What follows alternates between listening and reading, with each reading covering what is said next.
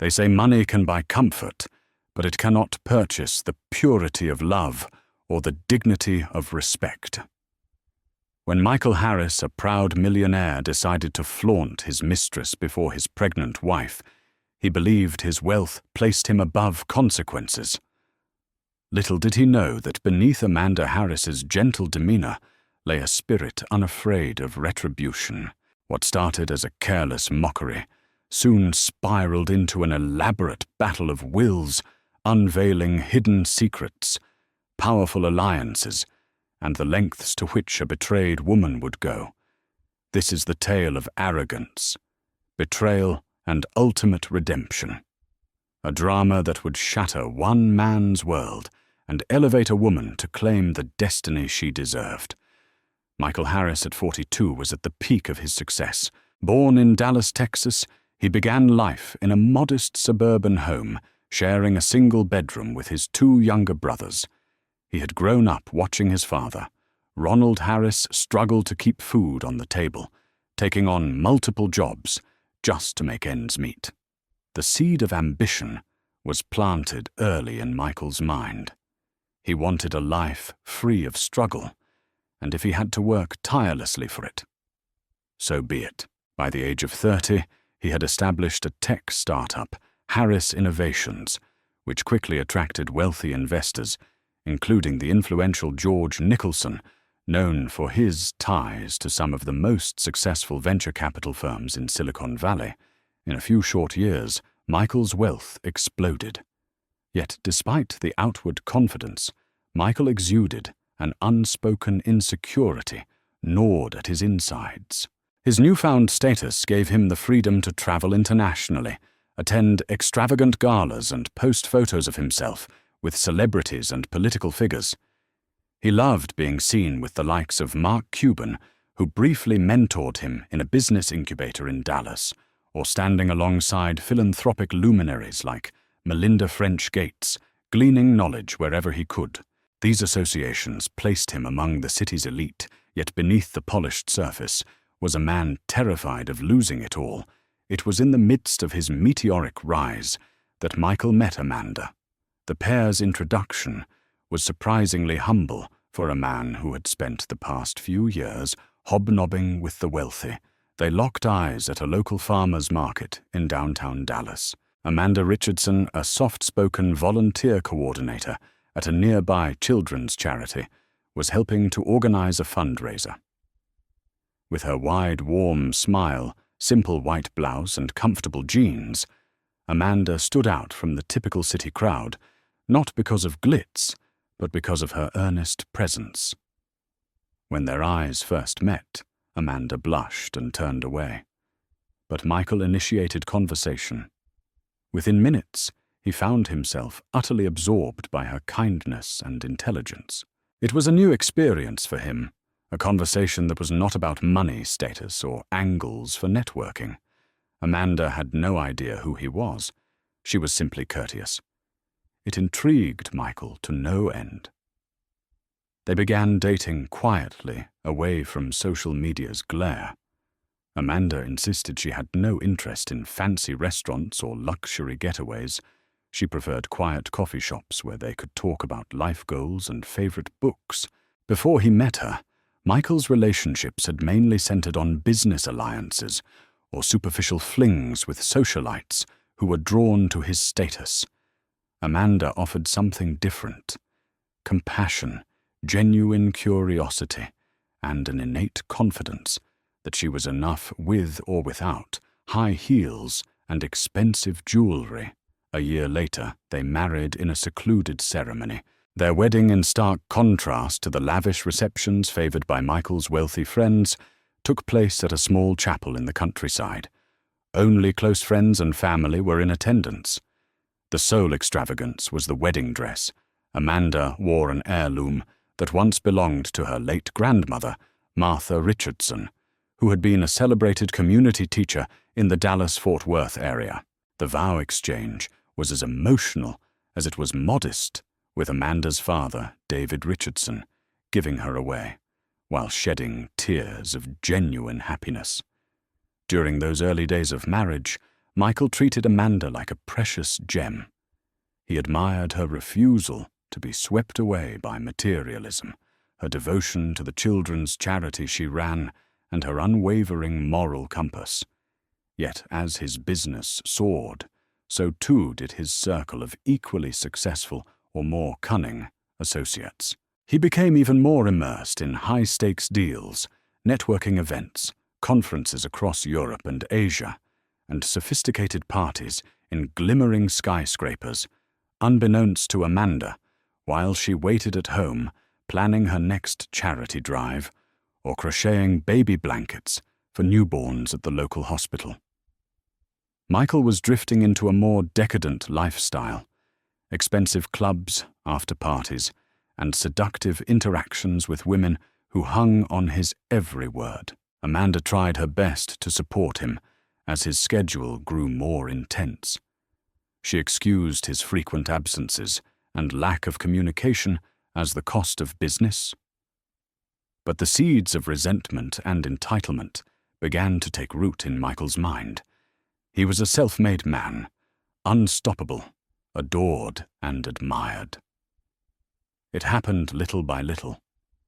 He started to see Amanda's simplicity as a sign of weakness, or at least an unshakable innocence that he no longer found exciting. She, on the other hand, remained blissfully unaware that Michael's once genuine smile was slowly turning into a facade. Not long after their second wedding anniversary, Amanda realized she was pregnant. She had often daydreamed about having children with Michael, envisioning how she would decorate the nursery, what lullabies she'd sing, and how they would both share bedtime stories with their child. The day she found out the happy news, she felt a surge of elation and hope. Her mind filled with possibilities, including the idea that maybe having a child would help Michael reconnect with simpler joys and become more present in their marriage. She planned a sweet, intimate revelation for him. She prepared his favorite meal, homemade pot roast with roasted vegetables, a dish she had painstakingly learned from her grandmother's recipe book. She folded a small baby outfit into a gift box and set it on the table, waiting for Michael to return from a late meeting. Her heart pounded with excitement at the idea of sharing this moment with him. But as the clock ticked on, he still did not come home. Phone calls went unanswered.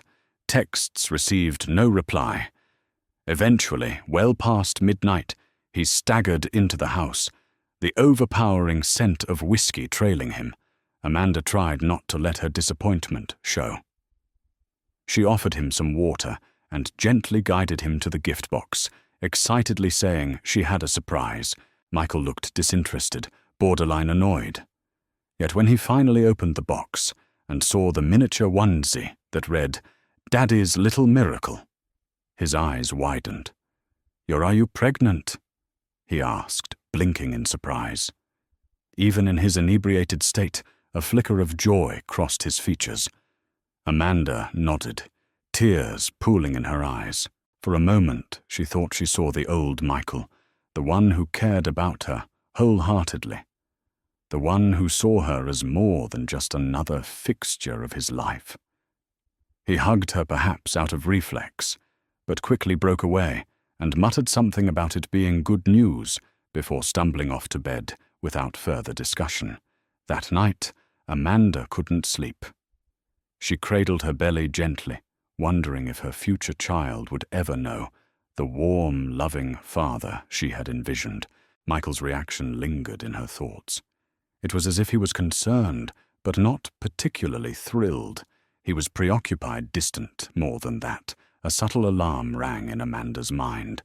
She recalled seeing a foreign phone number pop up on Michael's phone screen earlier that week. She remembered late-night texts, the abrupt hush whenever she came close. An unsettling intuition told her something was off, but she pushed it aside, hoping she was merely overthinking. In the weeks that followed, Michael's behavior vacillated between ambivalence and mild annoyance about the pregnancy. When they attended medical appointments, he was either busy on his phone or demanded Amanda hurry up so he could get back to his office. Amanda tried to keep her spirits high, reminding herself that some men took time to adapt to the idea of fatherhood. She even confided in her best friend from high school, Melissa Carter, who advised her to remain patient. "Sometimes it's a shock for guys," Melissa would say. "They don't always connect until they hold the baby in their arms. Give him time." But things only got worse. Michael began returning home later, citing urgent business deals or weekend conferences in Houston, or even overseas investment pitch meetings in Japan. There was always something that demanded his presence elsewhere. And then Amanda saw him one afternoon in a photo posted by a colleague on social media. He was at a beach in Cancun, Mexico, definitely not at a business meeting in Houston. Beside him, his arm draped intimately around her waist, stood a striking tall brunette wearing a blue bikini, her face half turned to Michael, eyes alight with flirtation. Her name, tagged in the post, was Vanessa Rutherford. Amanda's heart sank.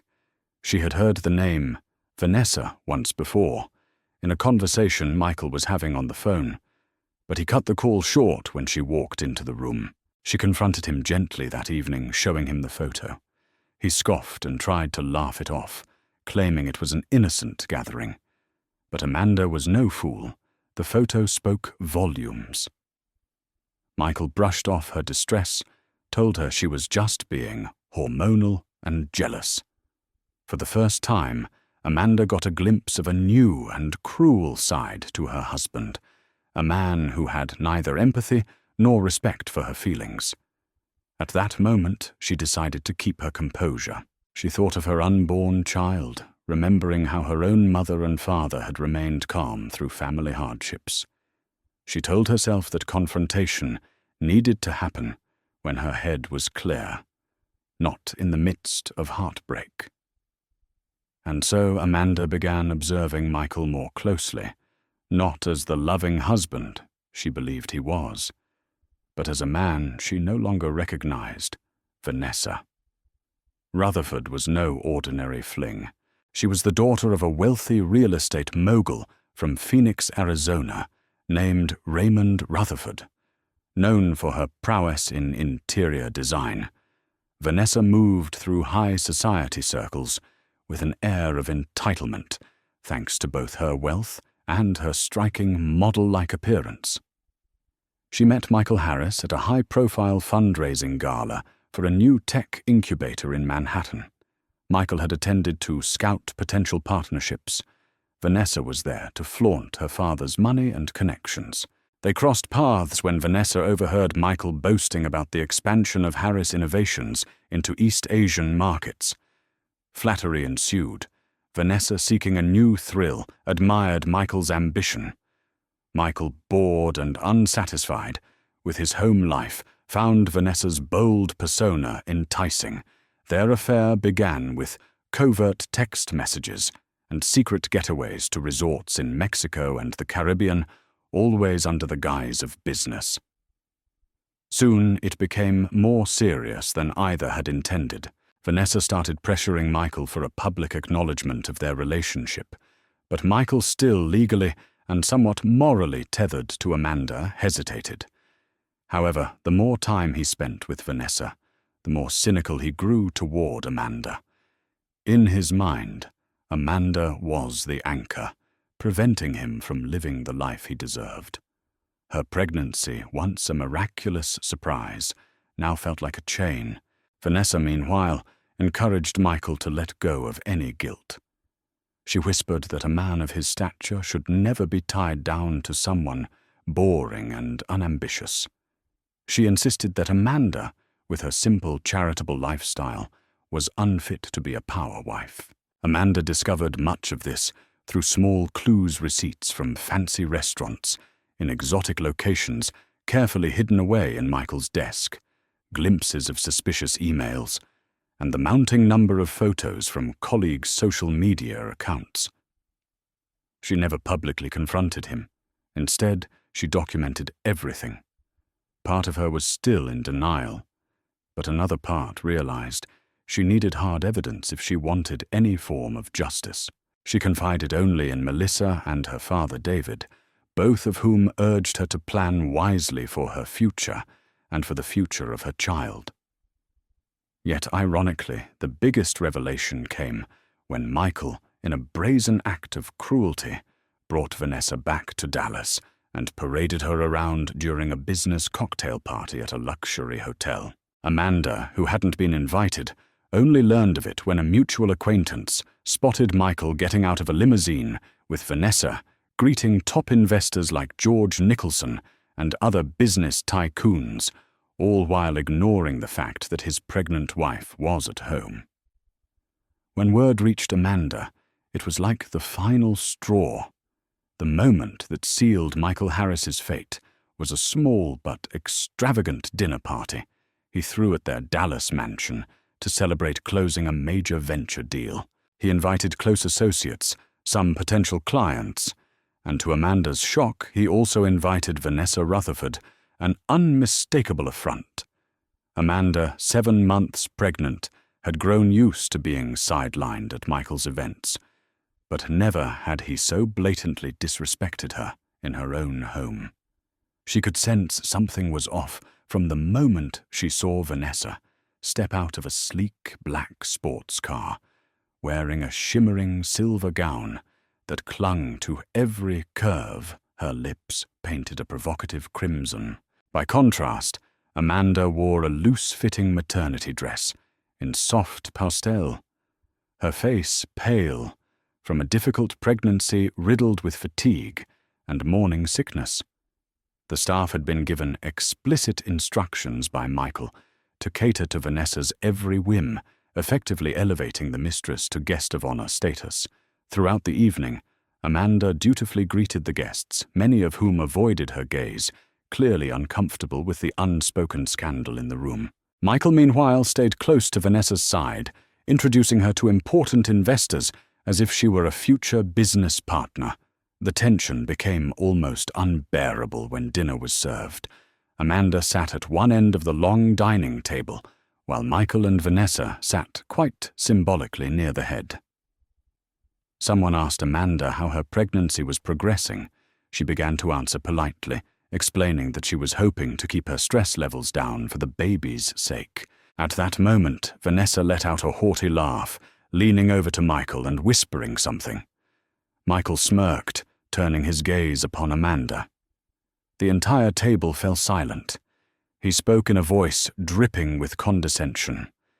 "Yes, Amanda, you must be under such stress.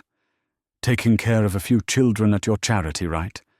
Tell us, dear, how does it feel to be the caretaker of so many helpless souls?"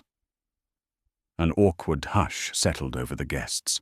Amanda's cheeks burned with shame, but she swallowed her pride and managed a half-smile. "It's rewarding," she said softly, "and I'm proud of the work I do." Vanessa took the cue to snicker again, flipping her hair. "Rewarding," she echoed. "Well, I'm sure it must be, fulfilling in some way or another." Then came Michael's final blow. In front of everyone, with an arrogant sneer, he addressed Amanda directly. "But let's be honest, sweetie. It's time you realize not everyone wants to live as humbly as you do. You're not exactly the star of the show anymore." He glanced at Vanessa, who batted her eyelashes in triumph. The comment was laced with mockery, and it shocked those in attendance. Amanda felt tears brimming in her eyes, but she refused to give him the satisfaction of seeing her break down. She pushed her chair back, apologized to the guests, and excused herself from the table. Over the collective hush, she could hear Vanessa's smug laughter trailing behind her. Later that night, she locked herself in the upstairs bedroom. She laid her hand on her growing belly, tears streaming down her face as she thought about the humiliations she had silently endured for the sake of her unborn child. This time, however, was different. The open ridicule in front of business associates, the forced presence of the mistress in their home, and the total disrespect shown for her pregnancy formed a trifecta of betrayal she could no longer ignore. She vowed to protect herself and her baby from this toxic environment.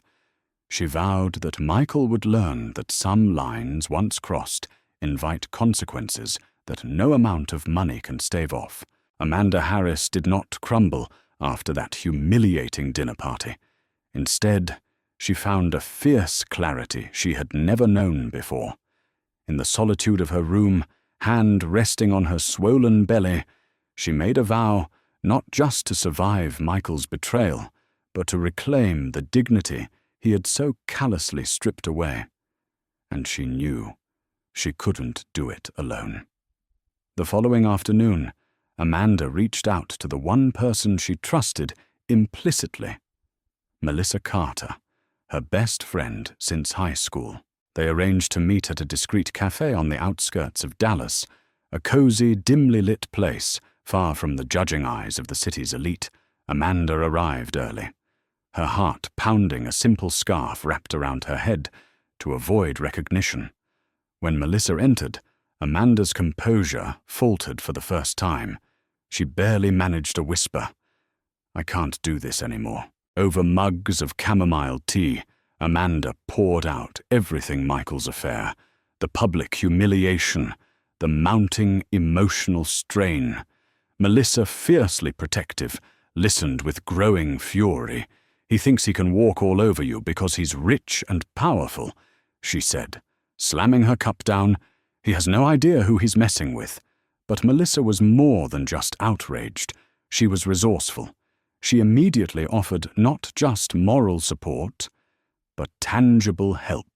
She had contacts, good ones, in the legal field, thanks to her work in event management, where she often organized fundraisers and business galas. She recommended Amanda meet John Caldwell, a seasoned divorce attorney, known in legal circles as the shark in a suit, a man who had toppled more than a few high-profile figures. Within days, Amanda sat in Caldwell's sleek, glass-walled office overlooking the city that had once seemed so full of promise. John Caldwell was everything Melissa had promised, sharp-eyed, meticulously dressed, and commanding. He listened carefully as Amanda laid out the details: her marriage, Michael's infidelity, the public spectacle he had made of her pregnancy. She showed him the evidence she had quietly collected: screenshots of text messages, copies of receipts, social media posts, and even testimonies from sympathetic staff members who had witnessed Vanessa's frequent visits to the Harris home. Caldwell leaned back in his chair, steepling his fingers. "You have a strong case," he said, his voice low and deliberate. "Very strong. The courts do not look kindly on men who humiliate their pregnant wives, particularly when there's clear emotional abuse and infidelity. But Amanda's goals went beyond revenge. She wasn't interested in tabloid headlines or sympathy plays. "I don't want to just walk away with money," she said firmly. "I want security for my child. I want my dignity back, and I want him to understand he can't treat people this way without consequences." Caldwell respected her stance. Together, they began building a meticulous plan, securing financial records, filing for temporary restraining orders to prevent Michael from moving assets, gathering testimonies from employees who had grown uncomfortable witnessing Vanessa's blatant presence in the marital home. Caldwell warned Amanda that Michael would fight viciously. "Men like him always do," he said, but Amanda's calm determination reassured him she was ready. Meanwhile, Melissa worked behind the scenes like a loyal general, helping Amanda find a safe apartment under a friend's name where she could quietly relocate once the divorce papers were served. She arranged movers who could work discreetly, and even secured a trusted caregiver for Amanda's eventual postpartum recovery. Amanda's father, David Richardson, was the final pillar of her growing army. When she tearfully explained her plan to him one evening, he simply wrapped her in a fierce hug and said, "Whatever you need, Mandy, I'm here always." For the first time in months, Amanda no longer felt isolated. She was quietly gathering strength, piece by piece, ally by ally. The days of waiting for Michael to change were over. The battle for her future and her child's had officially begun. While Amanda quietly assembled her forces, Michael Harris remained oblivious to the storm gathering on his horizon. Emboldened by Vanessa's attention and his own delusions of invincibility, he strutted through his days with the arrogance of a man who believed consequences were for lesser mortals. In his mind, Amanda was meek too, dependent, too naive to ever pose a real threat. He continued showering Vanessa Rutherford with expensive gifts, diamond earrings, designer handbags, and extravagant weekends at secluded resorts. Their escapades were reckless, often splashed across social media in careless tags by friends and associates. Despite Michael's half-hearted warnings to keep things discreet, Vanessa, emboldened by the attention and the luxurious lifestyle, wanted more. She no longer wanted to be the mistress hidden in the shadows. She wanted to be the legitimate woman at Michael's side. And so Vanessa pressed harder. One evening, over a private dinner at an exclusive steakhouse, she leaned close to Michael, her voice a silken dagger. "You need to finalize your divorce," she murmured, trailing a manicured finger down the rim of her wine glass. "If you don't, my father won't do business with you. You know how he feels about scandal." Michael stiffened at the mention of Raymond Rutherford. The possibility of partnering with Vanessa's family's real estate empire had been a glittering prize he could almost taste. But it came with an ultimatum, a clean slate. No scandal, no messy divorce, headlines, no lingering attachments. Vanessa's demands grew increasingly bold. She began attending business events openly by Michael's side, all but daring Amanda or anyone else to confront her. She paraded her connection to Michael at high-end galas and charity auctions, weaving herself deeper into the fabric of Dallas high society. Yet even as Vanessa tightened her grip, Michael's legal counsel, Thomas Gilbert, sounded cautious alarms. Gilbert, a corporate lawyer, skilled in mergers but less so in matrimonial warfare, advised Michael to tread carefully. "In Texas, if you're not careful, Amanda could walk away with a significant portion of your assets," he warned. "Especially since she's pregnant. Courts don't look kindly on men who abandon pregnant wives for mistresses." Michael laughed off the advice, drowning Gilbert's concerns in another round of expensive scotch. "Amanda's harmless." He sneered. "She hates confrontation. She'll fold if I wave a settlement check in front of her face." But Gilbert wasn't so sure. Over the years, he had seen quiet wives rise with a fury their husbands never anticipated. Once betrayal cut too deep. Still, it was not his place to argue. If Michael wanted to underestimate Amanda Harris, so be it. Meanwhile, Amanda was proving herself far from helpless.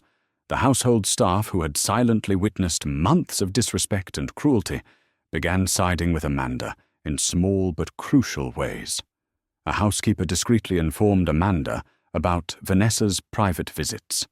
A groundskeeper shared that Michael had been planning to move assets into a private trust under Vanessa's name. Even some of Michael's business partners, men and women uncomfortable with the public spectacle he had created, began distancing themselves, quietly leaking bits of information that John Caldwell eagerly collected. Amanda understood the battle ahead would not be fought with screaming matches or public tantrums. It would be fought with precision, strategy, and patience qualities Michael had long since abandoned. She gathered evidence meticulously, each receipt, each text, each whispered tip from the staff forming the bricks of the fortress. She was building around herself and her unborn son Vanessa. In her arrogance, continued pushing Michael toward open warfare, believing she was about to claim victory. but she failed to recognize the quiet revolution unfolding behind the scenes.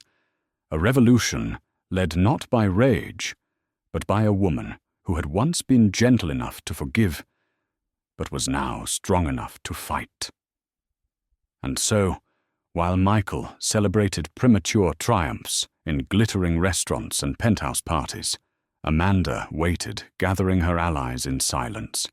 When the blow came, it would be swift, devastating, and utterly unexpected. One humid summer evening, close to Amanda's due date, a charity Amanda had been supporting organized a fundraiser for children with special needs. She had been heavily involved in planning the event for months. It was a modest but heartfelt affair. An outdoor festival, with games, local food vendors, and music performances by volunteer bands. Despite her exhaustion, Amanda attended, determined to support her cause. Midway through the event, she felt a sharp pain in her abdomen. Concerned her friend Melissa rushed her to the hospital. Amanda was terrified. It was too early for the baby to come, and all she wanted was for Michael to be by her side, if only for moral support. Melissa dialed Michael's number repeatedly, but it went straight to voicemail. Finally, Amanda told Melissa to send a text to him that read, "I'm at the hospital. It's urgent. Please come." Michael did not show up for hours. When he finally did, he was clearly frustrated, as if his presence at the hospital was an imposition on his schedule. He wasn't alone. Vanessa, albeit awkwardly, trailed behind him, wearing a designer dress and heels. Amanda, still in her hospital gown, looked at Vanessa in utter disbelief. It was one insult too many. She felt tears brimming, but she forced them back. She asked a nurse for some privacy, which was granted. However, the nurse looked disapprovingly at Michael and Vanessa, giving them a piece of her mind with a simple, scornful glare. Michael offered no apology for bringing his mistress to what could have been a medical emergency for his wife and unborn child. Instead, he mumbled something about how Vanessa was worried too. That moment, Amanda felt something inside her snap an emotional pivot. She no longer felt heartbreak. She felt a surge of resolve. If Michael could stoop so low as to bring his mistress into a hospital room where his pregnant wife lay in potential distress, then he deserved whatever retribution the universe would eventually bestow upon him. Though the scare turned out to be false, Labour doctors advised Amanda to stay overnight for observation and rest. Michael left within the hour, citing an important business meeting. Vanessa smirked as they left, as if relishing her triumph. Amanda lay in bed, hand on her belly, whispering to her unborn child that everything would be okay, that they would soon be free from this toxicity. Once Amanda was discharged, she convened with John Caldwell immediately. She told him she was ready to file for divorce, but she wanted it done so that she could secure both immediate financial support and, most importantly, custody rights that would shield her child from Michael's manipulations. Caldwell, anticipating her decision, had already prepared a comprehensive plan. The first step was to serve Michael with a formal petition for divorce and an application for a temporary restraining order, ensuring that no marital assets were moved or sold without the court's permission. Amanda listened carefully, her expression steeled with a determination she never knew she possessed. Caldwell explained that Michael's blatant affair, documented with photos, witnesses, and social media evidence, would work heavily in Amanda's favor. Additionally, her pregnancy and ongoing emotional distress would likely elicit sympathy and favor from the court. That's not all, Amanda said. She laid out financial documents that detailed Michael's real estate stocks and offshore accounts. Some of it she had gleaned from rummaging through old folders in his home office. Some came from confidants who had grown tired of Michael's arrogance. Caldwell's eyes widened. He recognized that they had a potential bombshell that could disrupt Michael's entire empire. He asked Amanda how she planned to use it. "I won't do anything illegal," she said firmly. "But I won't hide the truth anymore. Michael's not as clean as he pretends to be. He's been skirting taxes, hiding funds. If he tries to bully me, I'll make sure the authorities get a full report." Caldwell took note, impressed by Amanda's courage and foresight. "We'll keep that as our last resort," he advised. "Often just the threat of exposing fraudulent activities is enough to bring men like Michael to their knees." While the formal papers were being drawn up, Amanda quietly moved some of her belongings to an apartment she leased under a friend's name. She packed important items, including the baby essentials she had carefully gathered. The process was swift with help from Melissa and a few trusted people who knew better than to gossip. Within a week, the foundation was laid for Amanda to walk out and serve Michael with the reality he had long ignored. She was no weakling to be belittled or replaced. It was a Monday morning when Michael first realized something was amiss. He woke up in an empty bed. Amanda was gone, and so were her clothes. No note, no explanation. He shrugged, assuming she was staying with her father or a friend because of some pregnancy whim. Then he went downstairs only to be met by two uniformed process servers standing at his front door. "Mr. Michael Harris?" one asked, clipboard in hand. Michael scoffed. "Yes. What do you want?" He was handed a thick envelope. "You've been served, sir."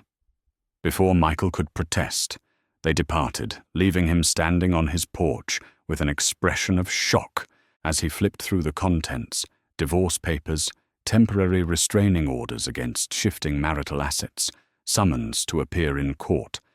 His face reddened with anger. How dare Amanda take this step without even discussing it? He immediately dialed her number, but it went straight to voicemail. He tried calling her father, David Richardson, but got no answer. Even Melissa Carter wouldn't pick up rattled. He called Vanessa. She promptly came over, delight dancing in her eyes, when she learned that Amanda was filing for divorce. "That means we can finally be together." Vanessa purred, slipping her arms around Michael's waist, but Michael was too agitated to reciprocate. He walked around the living room in a fury, barking at her to be quiet, while he tried to reach his lawyer.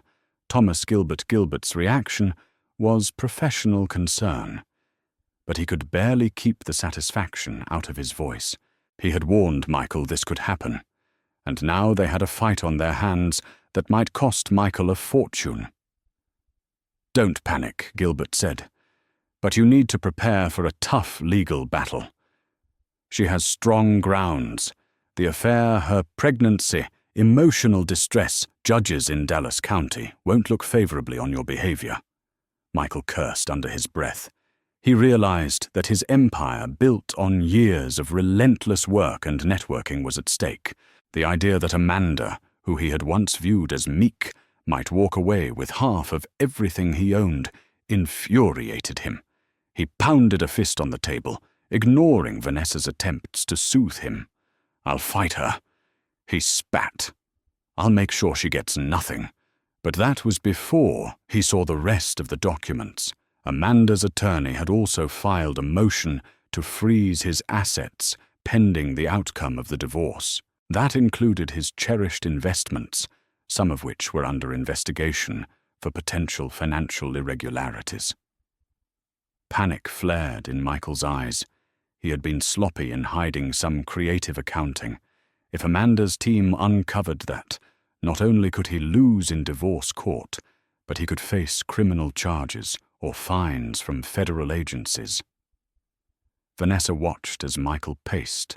She realized that her golden goose was in trouble. Her father, Raymond Rutherford, had little tolerance for legal fiascos or negative publicity. If Michael became entangled in scandal, any chance of a lucrative partnership with her father's real estate empire would go up in flames. Fear crept into Vanessa's features. Her once lustful eyes darted anxiously. She decided to call her father to gauge his reaction, but he was terse and critical. I don't do business with men who can't keep their personal lives in order," he snapped before hanging up. Michael, for the first time in his charmed life, felt cornered. The illusions he had spun about his invincibility were fading quickly, and the fear of losing his empire gnawed at him. The first court hearing was set for 2 weeks later, primarily to address the temporary restraining order and spousal maintenance while Amanda was pregnant. Amanda arrived with John Caldwell and Melissa by her side, her baby bump clearly visible, her face calm but resolute. The woman who once hovered in Michael's shadow now walked with quiet confidence, an air of dignified poise that did not go unnoticed by the onlookers. Michael entered, with Thomas Gilbert followed by Vanessa, who sported large sunglasses and tried to stay inconspicuous. Murmurs floated around the courthouse halls as local reporters had caught wind of a sensational divorce case involving a high-profile millionaire entrepreneur. Amanda heard hushed whispers about Vanessa's presence fueling the scandalous storyline. In the courtroom, Caldwell wasted no time presenting evidence of Michael's affair, backed by photographs, text messages, and witness affidavits from staff who had seen Vanessa in the marital home. He highlighted Amanda's fragile condition and the need for immediate financial support and legal safeguards. Gilbert attempted to portray Amanda as someone seeking to leverage her pregnancy for financial gain, but his arguments fell flat when confronted with the stark facts of Michael's adultery and public mistreatment. The judge, a stern woman named Lisa Thompson, took immediate notice of Michael's attitude. Her gaze was cool and critical as she asked Michael why he had continued cohabiting with his mistress in front of his pregnant wife. Michael stammered, offering feeble excuses about their marriage being practically over and about him providing for Amanda. In other ways, Judge Thompson seemed unimpressed. By the end of the hearing, the judge issued a temporary order requiring Michael to provide a substantial monthly allowance to Amanda, maintain the marital residence in good condition, and most importantly, stay away from harassing or belittling her in any way. Additionally, she froze several key assets, preventing Michael from transferring or hiding money during the divorce proceedings. Vanessa, who sat silently, grimaced when she heard the rulings. Her dreams of immediate fortune were postponed indefinitely. Outside the courtroom, Michael confronted Amanda in a hallway, ignoring Caldwell's warnings to keep distance. "You think you can ruin me," he hissed, face twisted with anger. "I made you who you are today. I gave you this life." Amanda stood firm, her voice steady. "You gave me no respect, no love, and now you're trying to take away my dignity. That's not a life I deserve better, and so does our child." Michael's rage boiled, but he sensed eyes on them, reporters, courthouse, staff, attorneys. He muttered a curse under his breath and stormed off Vanessa. Trailing anxiously, Melissa squeezed Amanda's hand. "You're doing great," she whispered, eyes shining with pride.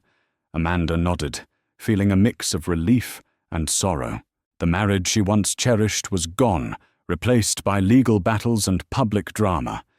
Yet she also felt empowered, knowing she was taking a stand, not just for herself, but for her unborn child's future. As the divorce proceedings advanced, more of Michael's questionable financial dealings came to light. Caldwell and his team hired forensic accountants to trace the path of Michael's offshore transactions. It turned out that Michael had been dodging hefty tax bills and possibly laundering money through shell companies. While the attorneys debated the legal ramifications, Amanda felt conflicted.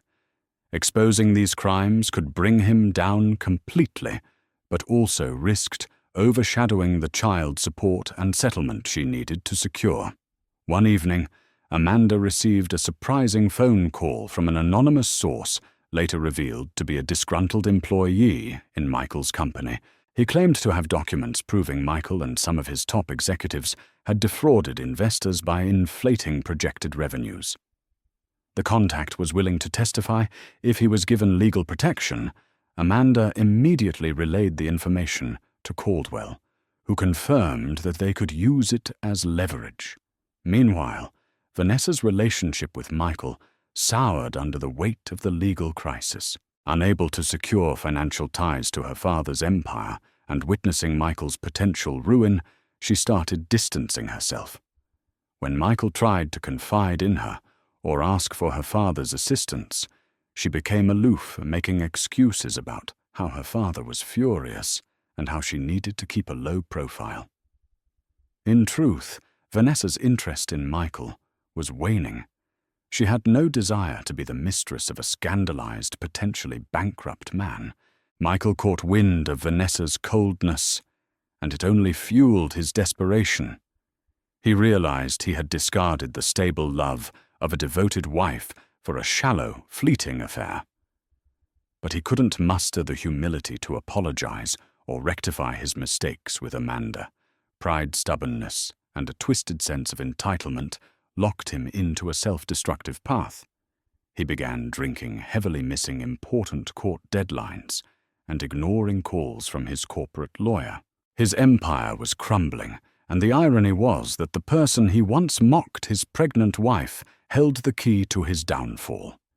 In the midst of all the turmoil, Amanda went into labor. As fate would have it, she was alone when her water broke. She quickly called Melissa, who rushed her to the hospital. While in the delivery room, Amanda felt a wave of emotions, anxiety about facing motherhood alone, sadness that Michael, the child's father, was nowhere to be found, and a surprising sense of calm acceptance that this was the path her life had taken. After hours of labor, Amanda gave birth to a healthy baby boy. The nurses congratulated her, and Melissa shed tears of joy as she cradled the newborn in her arms. Amanda named the child Lucas David Harris in honor of her father David, who arrived shortly thereafter to offer his support. News of the birth soon reached Michael, though not through official channels. He was notified by a staff member who still felt loyal enough to keep him informed. By the time Michael arrived at the hospital, Amanda had already decided she would not see him. She needed peace, and did not want further stress in her vulnerable state. The hospital staff, aware of the messy legal situation, barred Michael from entering her room without permission. He stood in the hallway powerless as he saw glimpses of the infant from afar, cradled lovingly by Amanda and her father. The sight stirred conflicting emotions in Michael's chest. For a moment his eyes misted with what might have been regret. But his pride was too strong. He turned away and stormed out, determined to channel his frustration into retribution through the courts. Shortly after Lucas's birth, the divorce case escalated. Caldwell pursued aggressive negotiations for the final settlement, armed with evidence of Michael's financial fraud. Gilbert, sensing the precariousness of Michael's position, advised him to settle quickly and quietly. But Michael insisted on taking the case to trial, claiming Amanda had manipulated him and stolen his documents. He believed he could discredit her painting, her as a woman exploiting her pregnancy for personal gain. The day of the final hearing arrived. By then, Michael's reputation had taken a serious beating in the media leaks about his affair. Potential financial crimes, and the humiliating dinner party had made him a local pariah. Investors pulled out of Harris Innovation, stocks plummeted, and the once unstoppable Michael Harris was verging on personal bankruptcy. Amanda, on the other hand, presented herself with quiet dignity. She wore a simple but elegant navy blue dress. Melissa accompanied her, holding Lucas, who was now a few weeks old. The sight of the tiny baby in the courtroom drew sympathetic looks from spectators. When the judge asked if Michael had anything to say in his defense, he mumbled a half-hearted apology, which sounded more like a complaint about how unfairly life had treated him. Caldwell made his final statements with precision. He demonstrated how Amanda had contributed to Michael's life, and how she had endured emotional distress and public humiliation.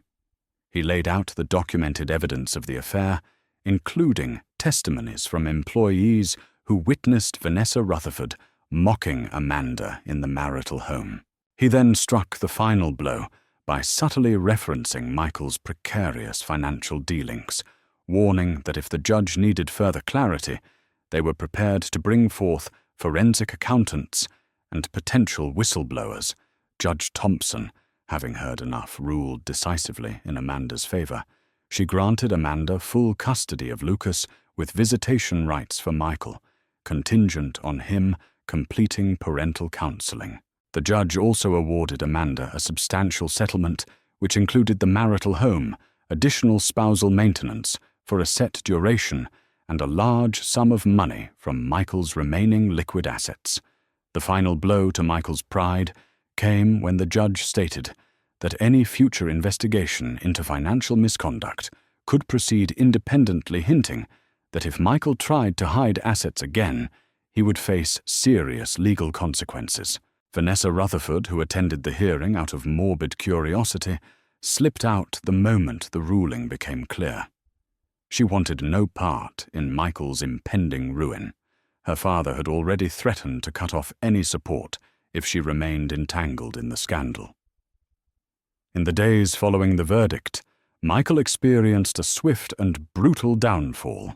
His business partners abandoned him to protect their own reputations. Existing clients withdrew their contracts, citing moral clauses and breach of trust. Creditors demanded immediate repayment of loans, and the media, always hungry for sensational stories, put him under relentless scrutiny. A former employee came forward as a whistleblower, implicating Michael in a series of financial improprieties. Investigations by federal agencies began in earnest. Left with mounting legal fees and few allies, Michael was forced to sell most of his assets to pay off debts. The once grand Dallas mansion was now officially under Amanda's name, and he had to move out with his belongings fitting in a few cardboard boxes. Vanessa was long gone. Rumor had it she found a new benefactor, the son of a foreign dignitary, and was spotted vacationing in Europe. Amanda, meanwhile, settled comfortably into her new life. She transformed the mansion into a warm, inviting space for her newborn Lucas. Her father David moved in temporarily to help along with a caregiver for the baby. The swirl of public drama began to fade, replaced by Amanda's focus on motherhood and her continued dedication to her charity work. She started a new initiative, a foundation dedicated to supporting single mothers and abused spouses, funded in part by her sizable divorce settlement. Though Amanda received a myriad of interview requests from local talk shows and magazines eager to highlight the scandal, she mostly declined. She preferred a lower profile, focusing on the people who needed her help. Still, word spread of her resilience and triumph. Many praised her for walking away from a toxic marriage and emerging stronger. Some tabloids lauded her as the woman who took everything a millionaire owned. But Amanda hardly saw it that way. She believed that Michael had destroyed his own life through arrogance and neglect, and she had merely stood up for herself and protected her child.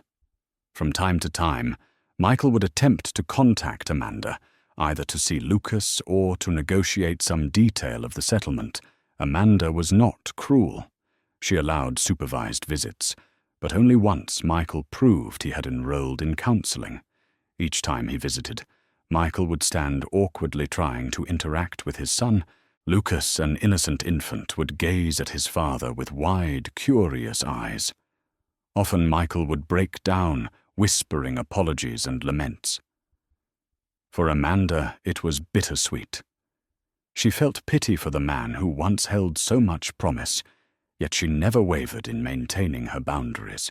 And so the grand empire Michael Harris had built at the expense of integrity, honesty and respect came crashing down. In the end, it was he who was left with regrets, while Amanda secured not just financial stability, but a genuine sense of self-worth and peace.